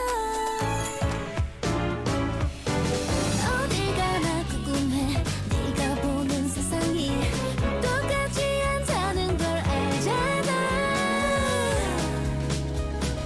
언제쯤 나를 봐줄까?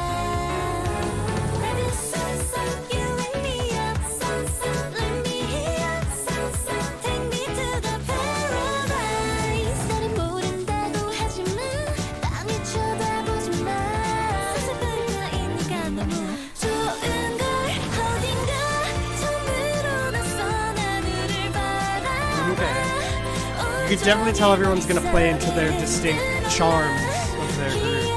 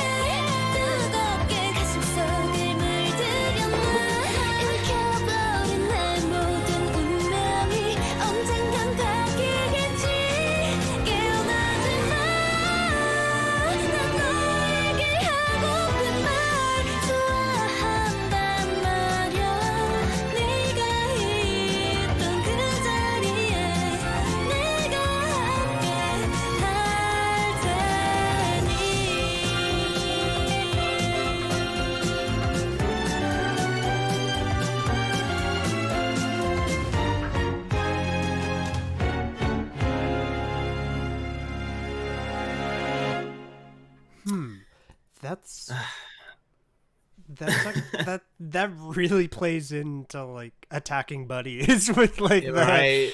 Like it's very G-friend. Yeah.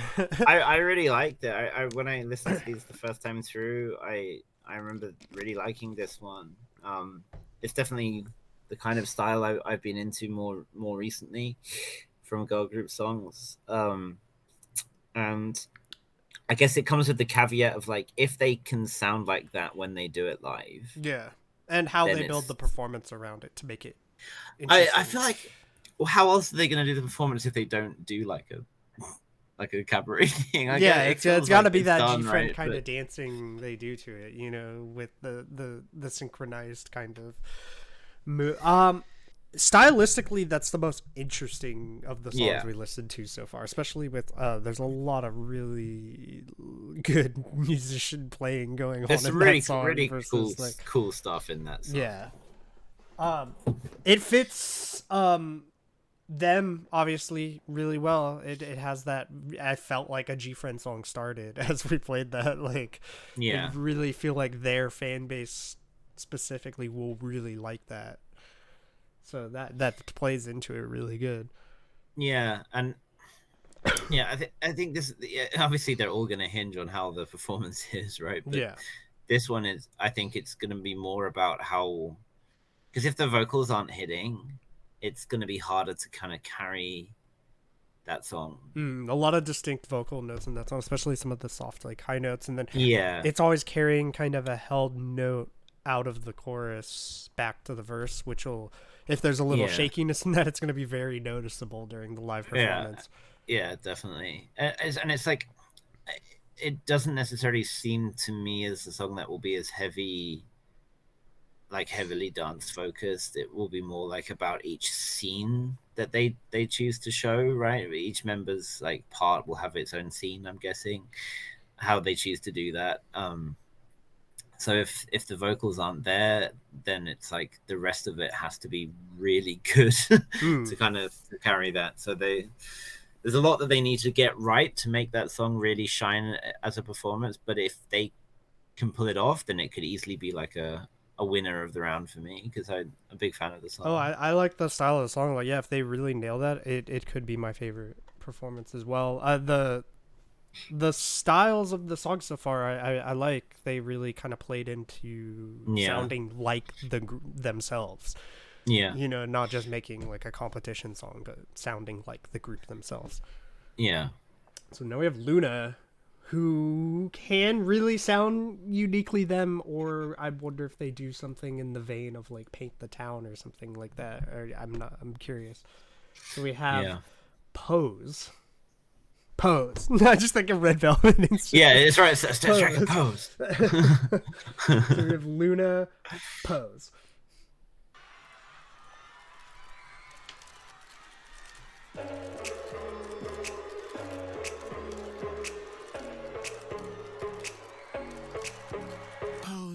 초점을 맞춰 더 늘어나는 시선 사이에 레드카펫 펼쳐 그 위를 걸어 거침없이 반짝이는 스타라이트 쏟아지는 스팟라이트 터지는 셔터 그 빛을 삼킨 이 순간 카메라 날 보면 앵글러 네 맘을 훔치는 look 특별한 매력의 difference 넘치는 confidence 도도한 표정과 stance You got in my way Other people stop 지금 이 느낌 알지 wow So high tension Just make a way 끝없는 style 계속 확인하 자신 있게 Open my door 더 자유롭게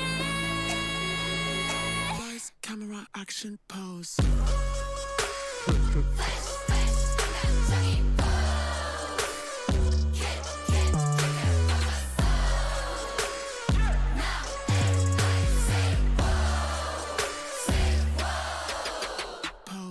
Feeling like Hollywood 모두 알잖아 막신의 주인공 Follow my flow 물결친 voice Cause Loona's wave don't make a gold 어때서 와 뒤흔들어 I'm gonna change 그 순간 광활하게 터진 my space 점점 더 다가오는 뒤바뀐 세계 Lot of rap. 짙어진 얼빛 타오르는 빛을 봐 Keep going my way Other people stop 지금 이 느낌 알지 wow So high tension Just make a run I do like this part. Is there any interesting chord progression in this like 2-step pre-chorus? Like this one. Yeah, that's an interesting shift. Camera, action, pose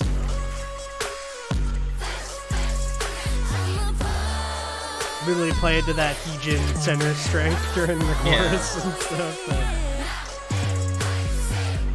Certain members in Loona really fit this vibe.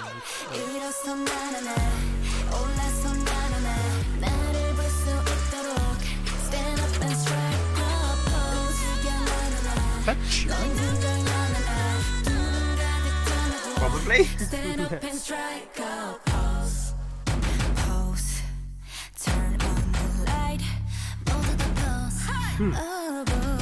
Actually, kind of like that. It's very, very attack, like percussive.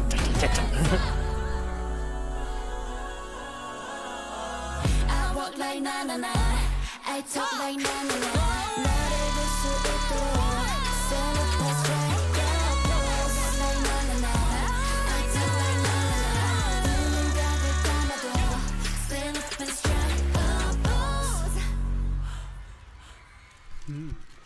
Okay. I have an idea, kind of now.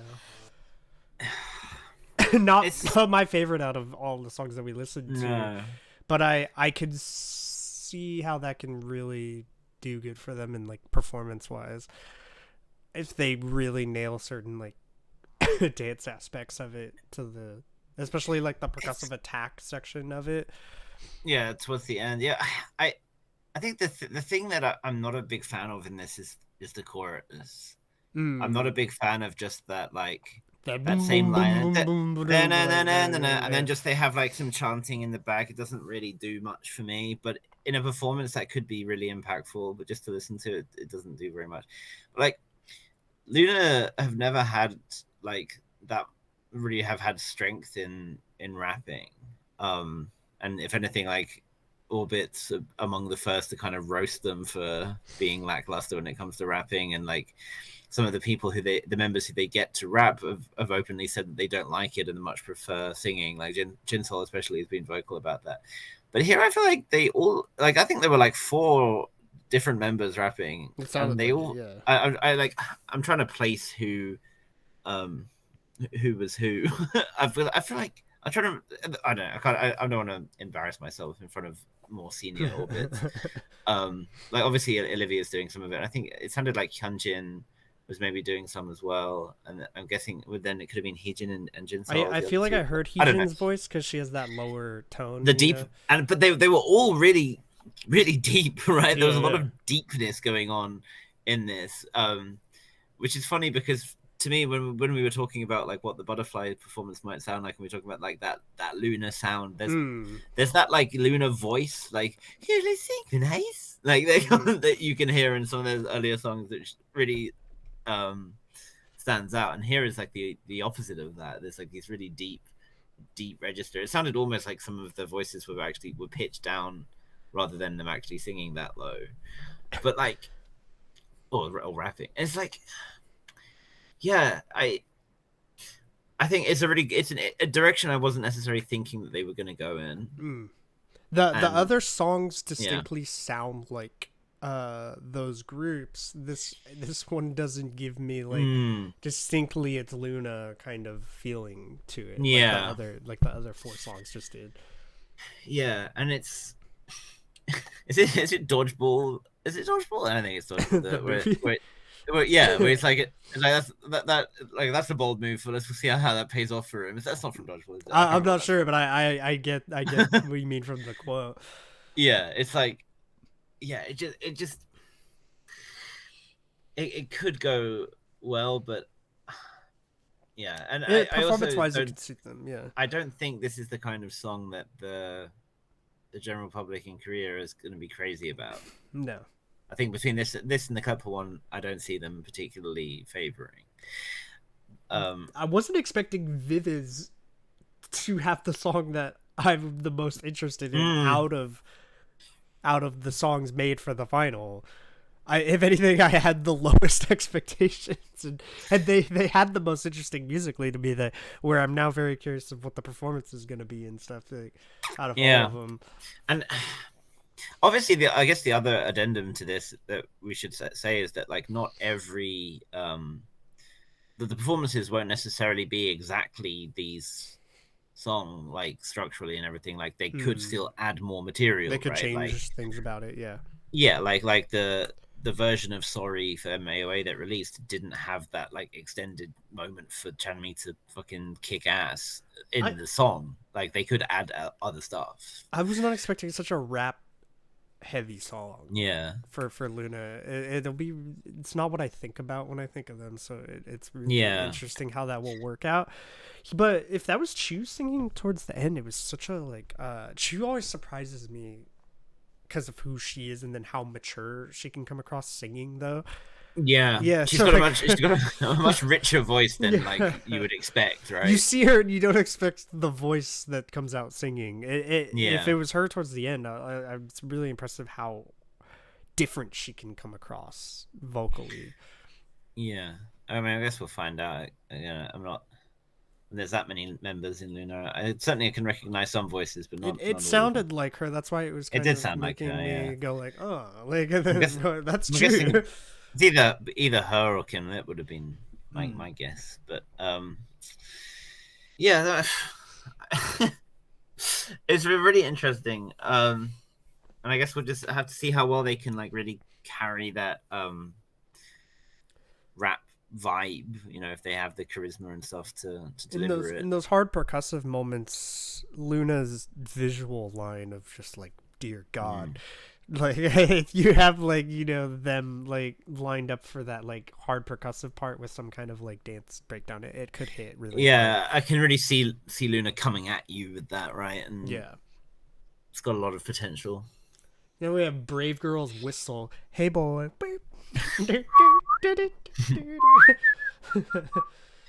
I guess we'll just go for it. See what style Brave Girl's bringing the summer jam back.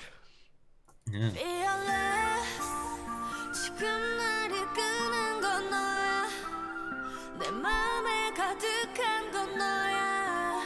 I love myself because of you. You ready? Brave sound. Brave girl. I love it.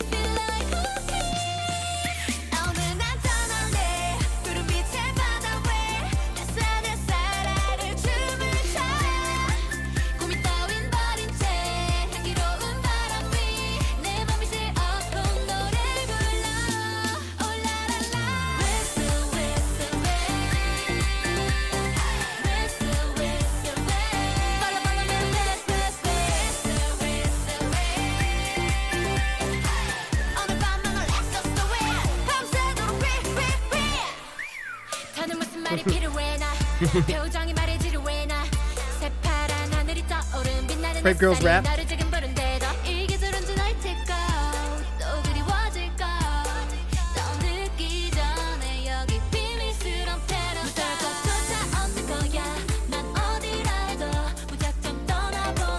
That guitar part's pretty sick. That arpeggiated line in the back.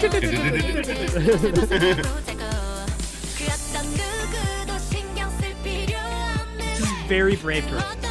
Yeah.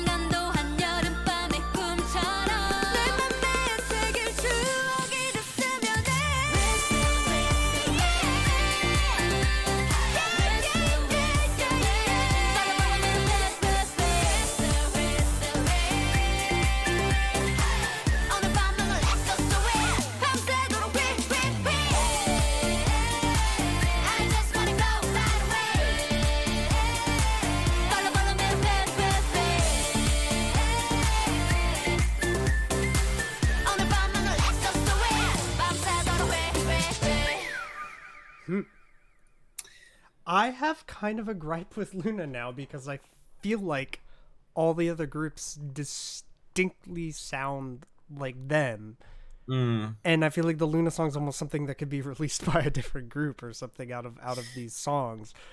Yeah. And I'm obviously gonna judge off of the performances because it's Queendom, but it's just leading into it. It's interesting that I feel like the other groups made songs that play to the particular strengths of their sound and stuff, whereas like I know there's so much more to Loona than like what the song we listened to was. Yeah, and I that song is so Brave Girls, right? Yeah, it's, like, it's very much them. Yes. And so Brave sound as well, and he's in a way was happy to put his signature on it. He's got his JYP signature in the beginning. Because we didn't hear the Brave sound as much recently in the songs that he'd done before, so it's nice to hear it again. It's Brave sound. Brave sound. I always just think of Wiggle Wiggle and I hear drop it. Just watching it now. I'm a ball. But yeah, I again, it's not the most like interesting song in the world, but just it's just fun, right? It's good fun, right? And it sounds like this. You stop bobbing your head and you're enjoying it. Yeah. I think I really like the post-chorus part, like the whistle, like that has really got like enough to it that makes you want to like, it's a hook that you can get behind, right? Like you can see how they can have a really fun time with this. I think one of the things that always stands out in any Brave Girls performance is Yujong, right? Like just her smiling and just having the time of her life every time she's on stage, it looks like. And you could tell that during the Red Sun performance, she was like, she was worried. She was performing with anxiety, which perhaps helped. And you could tell at the end she was barely keeping it together. She looked like she was going to cry. So I'm really looking forward to seeing her just like having the time of her life to this song. I think it's her who does the rap. I said right before, like, here it come, like Brave Girls Summer Jam, and it's exactly like what it was, you know, like that. And also bottom, like just. It's like, I mean, it's just the start of June. It's like the perfect time. Yeah. That guitar to have that arpeggio kind of thing is super catchy too, like yeah in the background. And then the pre-chorus is like driven by that synth bass. I think it's really nice as well. It's a lot. Just oh, this sounds good. Like it's as simple as it is, right? Like they bring the arpeggio back down during the chorus, and they bring it up during the I feel like the groups did a really good job tailoring the songs to the unique qualities they have. I feel like Loona's really gonna have to have a really epic performance behind that song, though, for me to like really enjoy it. But then, if anyone is capable of putting on an epic performance, it's Loona, of course, right? no. I mean, Loona, I could see in the song moments because the way the song's structured. I could see moments if they really do it in the performance, like grandiose, especially the end. Especially that hard percussive ending half. There, you know, you have members like Olivia Hye and Heejin and stuff that can just really like take over a performance for you too and stuff. So it'll be, I mean, just the visual line of like of Loona and stuff is enough to just completely grab your attention instantaneously. Yeah, I know. You just want to see Hassel. I know. I just have Hassel. Wait, actually, no. I tell you what, that could have been Hassel singing at the end. If it is, I'm ready for it. No, I guess we'll find out. Just mature honey vocals towards the end. All right. Well, I think we kind of said our rankings of the songs as we were going through because we kind of gave opinions of them. I mean, I said to you before this that I wasn't fully sure because I listened to each one and I found myself enjoying all of them in different ways. I think if I now have to give a ranking for them just based off just how much I enjoy listening to the songs, I think Viviz would be first for me. Agreed. And I think it might just be Brave Girls second, and then it would be actually Hyolyn would be third, and Hyolyn is a close third. She could be second for me, honestly. But I think maybe it's actually Youngji that I'm really into for that one. Yeah, Youngji really sells that song. Yeah. Then it would be WJSN, then Loona, and then Kepler. I think I would have a very similar rating. I'm just gonna have so I think Viviz, I agree, is the most interesting song, so I would put that one, and then I would put I actually really liked the WJSN one, so I think I'd put that too. I know the performance is gonna have to be really interesting behind it, but I like the song a lot. Then I think I would have the Hyolyn one. Then after that's where my order gets a little interesting. I guess after that I'd actually put Brave Girls in front of Hyolyn. And then I would put Pose, or I'm sorry, Kepler then Pose, because I don't know. Is the Kepler Pose one are kind of like interchangeable for me. I just don't. Those two are just not really. I usually would be my style actually, because I do love like a good club jam, but they're very 4th gen style club jams. You know, I tend to like more of like the 3rd gen style of that. That's why the Brave Girls one is just is more fun to listen to. It's got like that house beat kind of thing to it. It's just you just there, like shoulders are going. You're not like waiting to hear like the siren or glass shattering or something. Going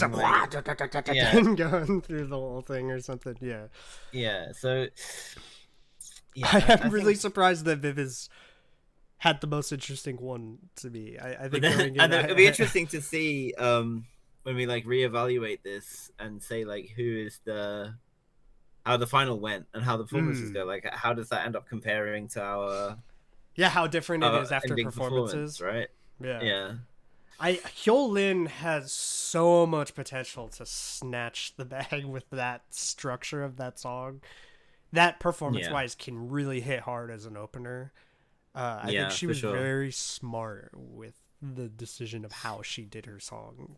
It's like, as much as I think I'll probably end up listening to the Brave Girls song more, I can definitely see myself enjoying Hyolyn's performance more.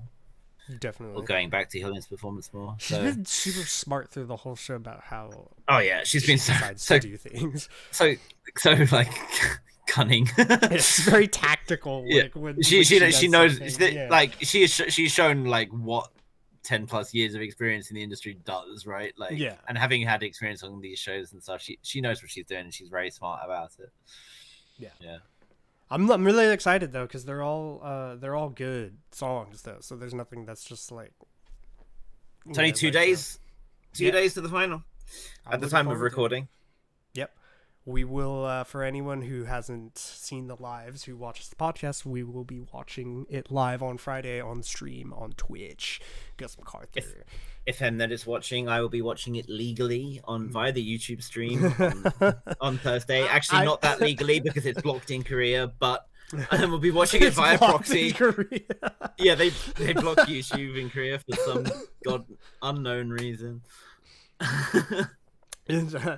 All right, I'm Honan. I'm Oliver. Goodbye.